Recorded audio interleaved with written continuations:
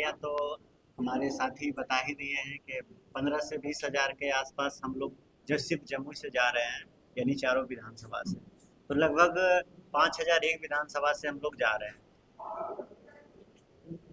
क्या मोटो रहेगा जिसका पीछे बात बताएंगे? मोटिव यही रहेगा कि ये जो बिहार बदलाव रैली है, ये सिर्फ नाम नहीं है।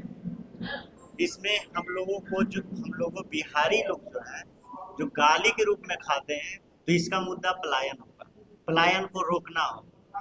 ये जो भ्रष्ट शिक्षा है, आए दिन हमारा वीडियो देखते होंगे, सोशल मीडिया पे हम लोग का वीडियो आते रहता है। काफी लोग जो वायरल करते हैं, जो भी जाते हैं स्कूल, तो वहाँ देखते होंगे कि कैसी शिक्षा व्यवस्था है, उसके खिलाफ है।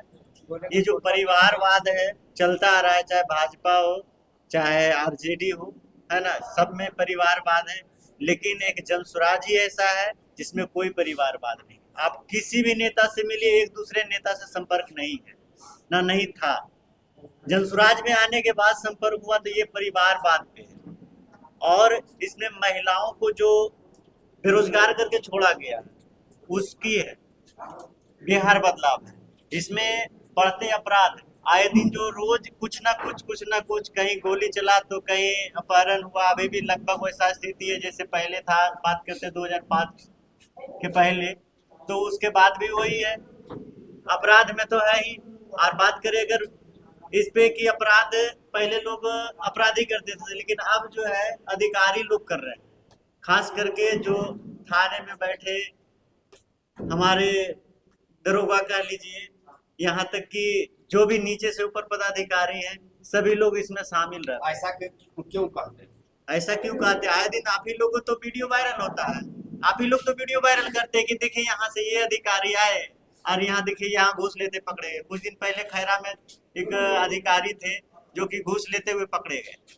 जमुई में आए दिन 2-2 हजार रुपया तसला जा रहा था, उसका अधिक वीडियो वायरल हुआ। तो आप ही लोग तो खुद गवाह हैं, तो इसमें हमारे कहने की जरूरत नहीं है। आप अभी लोग पलायन की बात किए थे, तो आज हमारी पूरी डिटेलिंग के साथ, प्लानिंग के साथ रोकेंगे, जिसमें कि हम लोग पलायन में सबसे पहले हम लोग कोशिश करेंगे कि जितना जिला है वहाँ कम से कम हर एक विधानसभा में कम से कम 2 या 3 फैक्ट्री हो, जिससे कि लोग जो है लोकल में ही काम कर सके।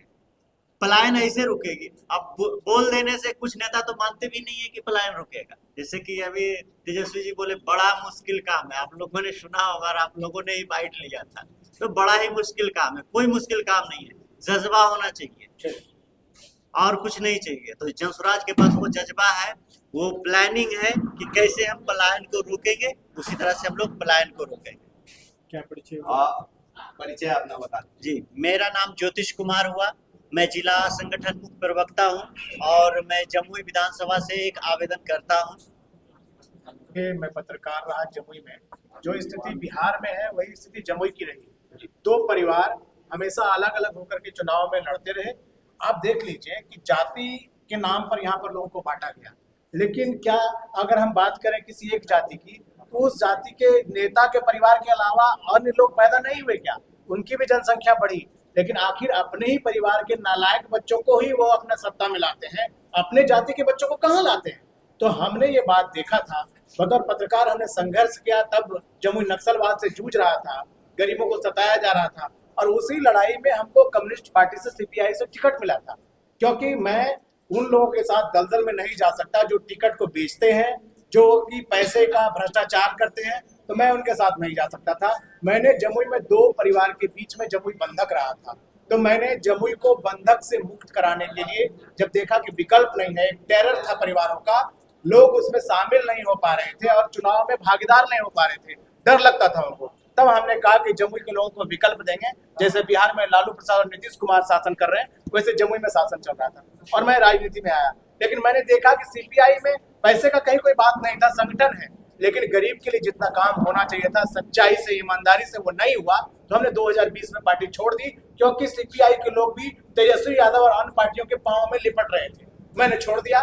लेकिन मैं दूसरी पार्टी में इसलिए नहीं गया कि मैं भ्रष्टाचार और बिहार को लूटने वाले लोगों का साथ नहीं दे सकता। मैं अकेला संघर्ष करता रहा।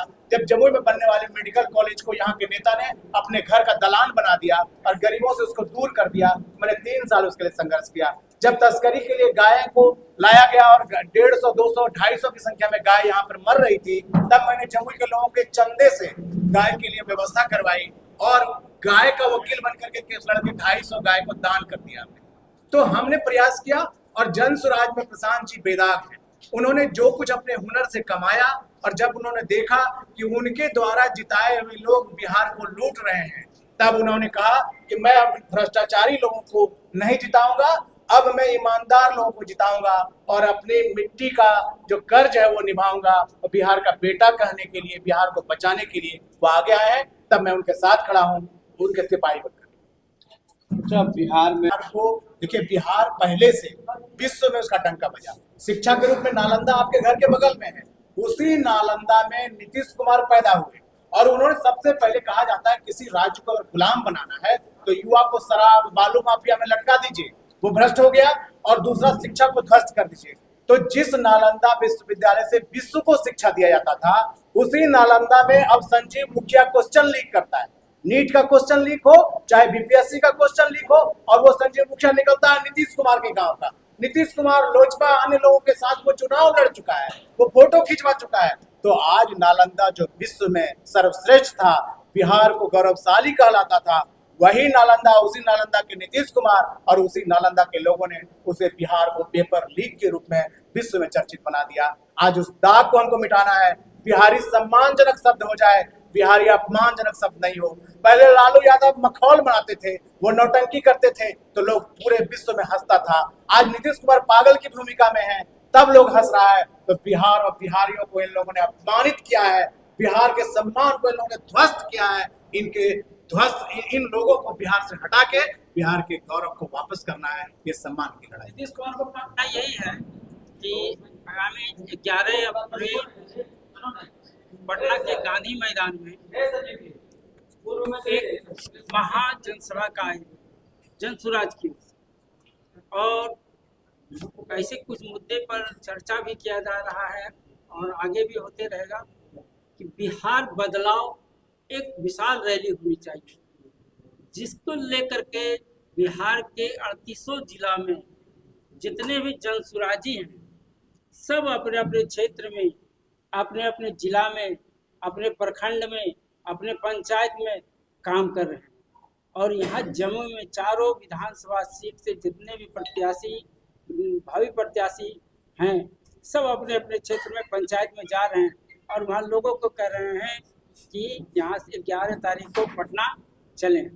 और लगभग यहाँ से 15 से 20 हज़ार व्यक्ति पटना जाएंगे। ये रैली लेके